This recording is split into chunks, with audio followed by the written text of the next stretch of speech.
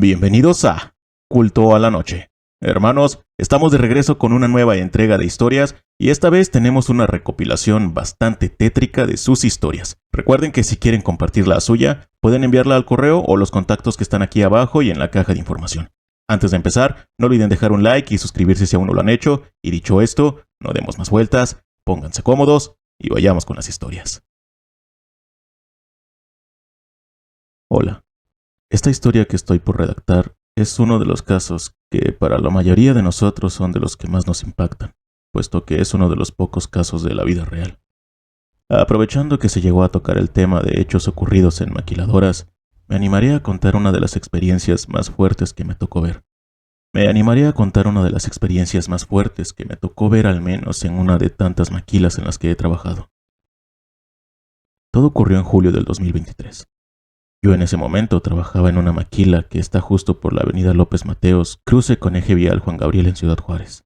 La fábrica se llama Avery Dennison, y me atrevo a decir el nombre de la empresa ya que hay cosas que no se pueden ocultar, y más cuando la curiosidad y el morbo de la gente está presente. Esa fábrica tiene turnos especiales de 12 horas, se trabaja 24/7. Hay gente a todas horas y todos los días, desde operadores, guardias, personal de limpieza, solo por mencionar algunos. La historia comienza así, y me basaré completamente en la versión que me platicó la señora de limpieza, quien fue a quien le tocó presenciar todo.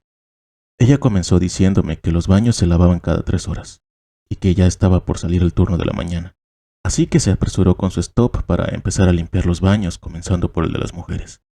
Cuando de pronto, en uno de los baños notaba que alguien entrecerraba y abría la puerta muy lentamente, como queriéndose asomar si no había nadie, que de rato empezó a escuchar que alguien empujaba muy fuerte, y que ella entre su mente dijo, probablemente esté muy estreñida la muchacha.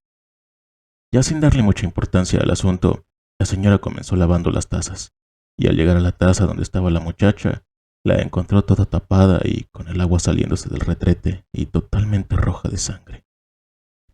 La señora se asustó mucho y al momento de remover toda la suciedad de la taza, pegó un grito desgarrador al ver en el interior un bebé. Solo fue cuestión de tiempo para que la policía llegara y tomara información de lo que había ocurrido. La empresa se arregló a puerta cerrada con la policía. Eso con la intención de que no publicaran en los medios que se trataba de un bebé abortado, porque ya se trataba de un bebé como de aproximadamente 7 meses de gestación y no de un feto como salió en los medios de publicación. Ya que si salía a la luz de un bebé ya desarrollado, la empresa forzosamente debería cerrar unos días en lo que recopilaban la información de todo lo ocurrido. Yo en lo personal me sorprendí mucho de lo que me contaba la señora de limpieza, que pasaron por mi mente un montón de preguntas. ¿Cómo pudo abortar y salir como sin nada del baño? ¿Cómo fue que tuvo las fuerzas suficientes como para pararse e irse caminando? Esto al día de hoy aún ha dejado mucho de qué hablar. Saludos a toda la comunidad del canal.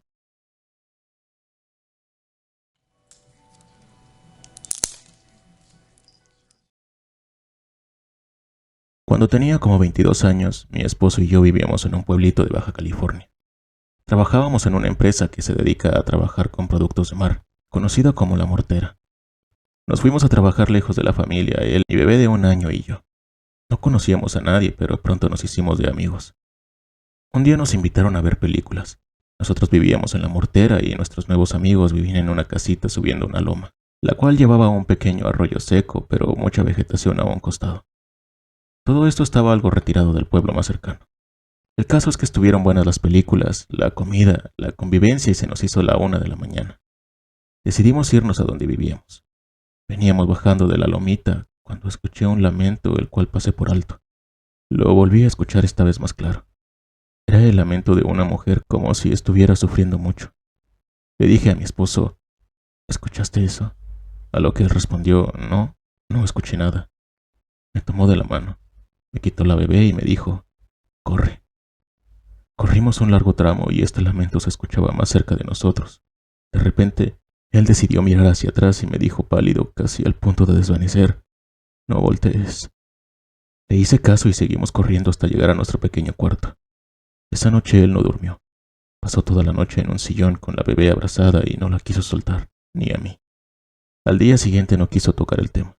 Ya van 9 años. Él falleció hace 3 años. Y no tengo pruebas y poca gente lo cree, pero es algo que siempre recordaré.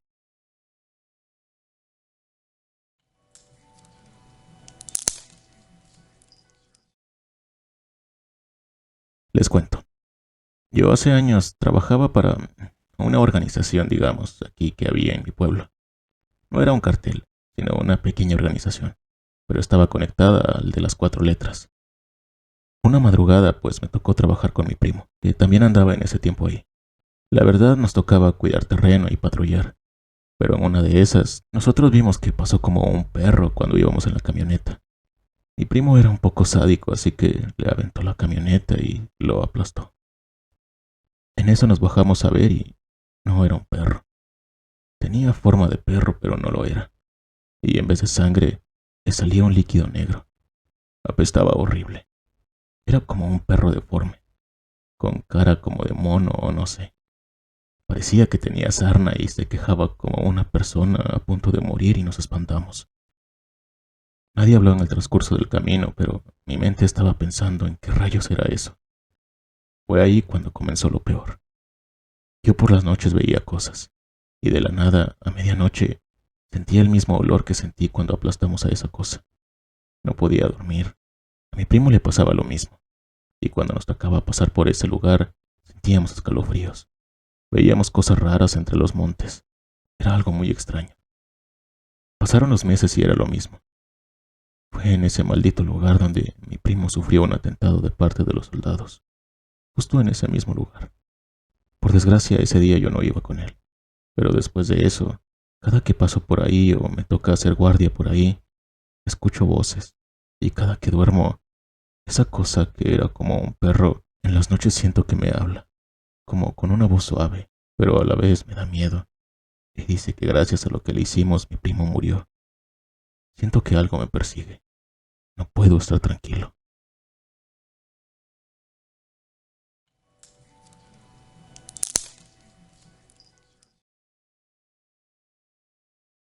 Hola, soy una seguidora tuya. Ya hace tiempo que quería contar mi experiencia paranormal. Soy del estado de Veracruz. Hace unos años me fui a trabajar a Tulancingo, Hidalgo. Allá conocí a mi expareja, un estudiante en aquel entonces de enfermería. Esto pasó hace 2 años. Él hacía guardias en el asilo del centro de Tulancingo, Hidalgo. Como casi no había personal para las guardias, mi expareja, Agustín, me decía que fuera yo. Le dije que sí porque necesitábamos dinero. Las guardias eran de 7 a 7 y a mí me tocaba en la noche.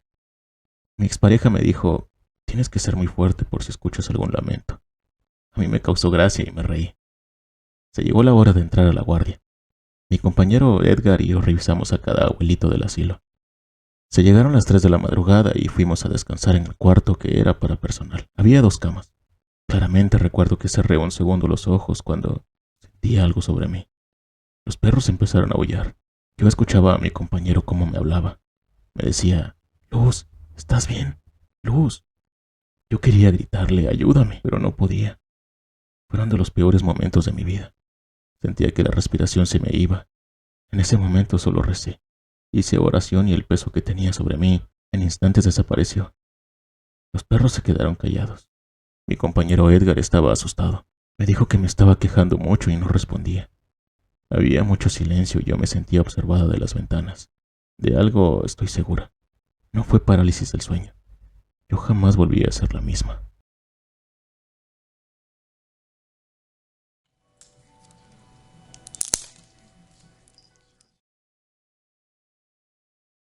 Buenas noches. Me llamo Diana Laura. Quisiera contarte una historia que nos pasó a mí y a mi pareja en el tráiler hace 2 años. Él carga pollinaza y salimos a diferentes estados. En un viaje hacia Guerrero, en la sierra, antes de llegar a un municipio llamado Tiquicheo, íbamos despacio por las curvas seguidas que hay. Mis hijos iban durmiendo en el camarote. Son 2 niños, en ese entonces el chico tenía 6 y el otro 8 años. Bueno, íbamos como siempre despacio y el pendiente de la carretera. En eso, vi como una fogata en un cerro no muy grande. Y cuando nos emparejamos con aquel fuego, ¿cuál fue la sorpresa? Que había una mujer parada, con el pelo completamente hasta enfrente. Movía sus manos hacia arriba y hacia abajo. El fuego se movía al compás de sus movimientos. Yo le dije, mira, no manches, ¿qué es eso? Él no me contestó, solo me agarró la pierna como pidiendo que no dijera nada. El vidrio de su lado iba completamente abajo y el de mi lado a la mitad. En eso, empezaron a brillar más bolas de fuego y a saltar entre los cerros. La música se apagó y se escuchaba el ruido del camión. De repente se vio como cuando un carro rebasa, pero del cofre hacia adelante no pasó nada. Era como si se hubiera metido abajo del camión. De reojo, yo vi como algo negro en el camarote, pero no era nada.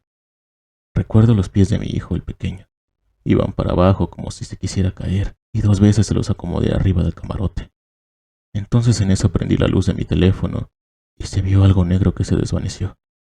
Yo me fui un rato sentada en el camarote y haciéndole plática a mi esposo para que fuera más ameno ese momento, pero él iba súper serio. Como con miedo terminó por encender un cigarrillo y yo también me fumé uno. Lo último raro que vi fue una bola de fuego a la mitad de la carretera más adelante. Aún recuerdo y se me enchina la piel.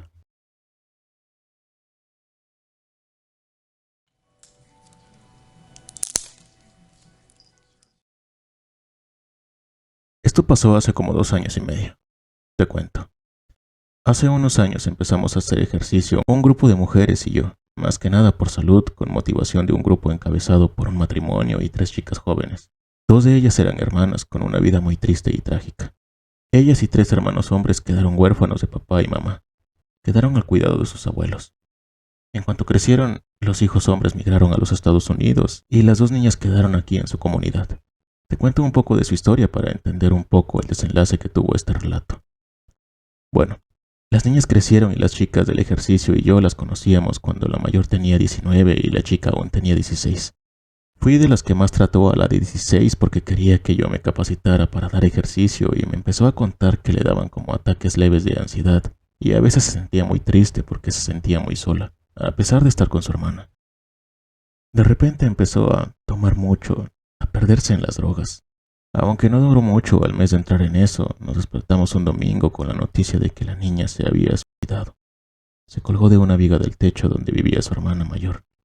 Cuando la encontró todo fue muy extraño porque antes decía que veía y escuchaba cosas. Su hermana nos contó, pero pensó que todo era por lo que consumía.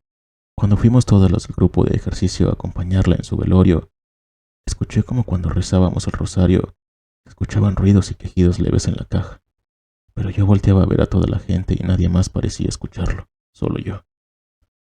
No le tomé importancia. Yo creí que solo era mi imaginación. Decidimos al grupo de chicas de ejercicio y un amigo que le rezaríamos su novenario en nuestra comunidad de mi casa. Se me olvidó comentar que el ejercicio era en el patio de mi casa. Ahí nos daban las rutinas ellas. Entonces un día en el que estábamos esperando al chico, que era el que rezaba, escucho en la puerta un grito claramente de una chica con voz parecida a ella, y me levanto rápidamente a abrir la puerta. Pensé que era el que venía a rezar y la hermana de la chica.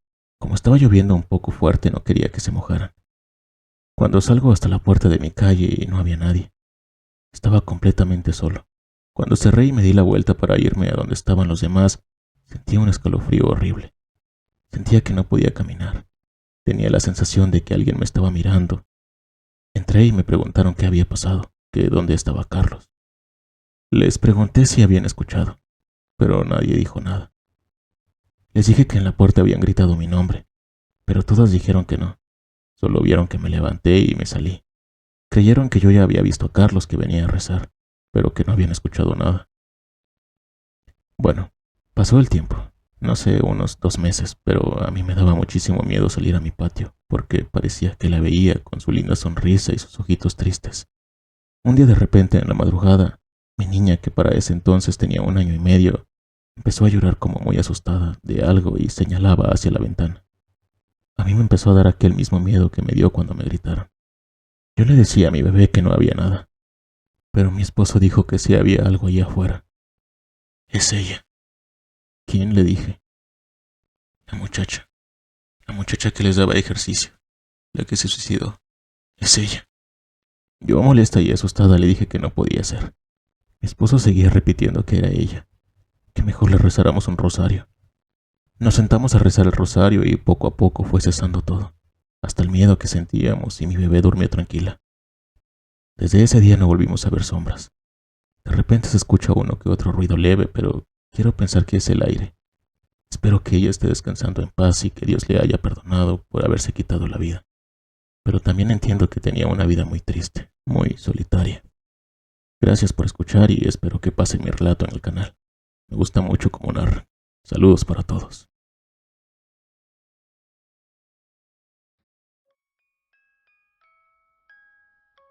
Hermanos, ¿qué les parecieron estas historias? Gracias a quienes las compartieron y a ustedes por llegar hasta aquí. Déjenme saber en los comentarios si han tenido o escuchado experiencias similares. Antes de irnos, no olviden dejar un like y suscribirse si aún no lo han hecho. Y bueno, hermanos, por hoy ha sido todo. Nos vemos la próxima y recuerden, ya pueden descansar en paz.